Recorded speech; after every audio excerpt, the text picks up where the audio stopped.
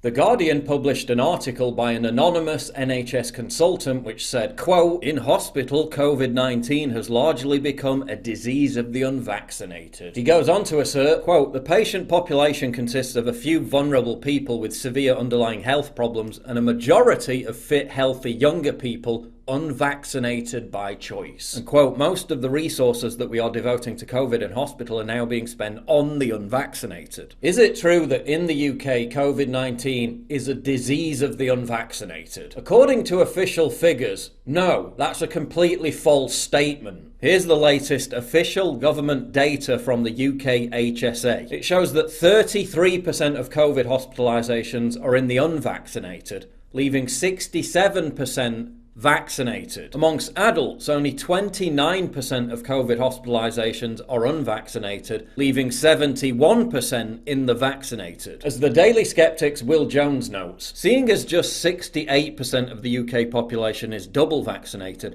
67% of hospitalisations being in those who have received at least one dose hardly seems like a strong result. Indeed, it suggests the unvaccinated are barely overrepresented in hospitals at all. He then looks at official UK death figures to ascertain whether the unvaccinated are overrepresented there. 18% of COVID deaths in the month up to November 14th are in unvaccinated people, leaving 82% in the vaccinated, most with 2 doses. Only in the under 40s do deaths in the unvaccinated outnumber those in the vaccinated. As I explained in a previous video, this is why vaccine passports make absolutely no sense. The Spectator also reported on this in its current edition. Official data from Public Health England states that for the over 30s, the rates of COVID infection per 100,000 are now higher among the vaxxed than the unvaxxed. This is why an expert panel of scientists has told a cross-party group of MPs that the implementation of vaccine passports in England would be completely futile. Because again, the vaccinated can still spread the disease. The false notion that COVID is a pandemic of the unvaccinated is being pushed for a specific reason: to dehumanize and scapegoat the unvaccinated so they can be further persecuted for not complying, and then made an example of as a warning to others. Dehumanized by the media,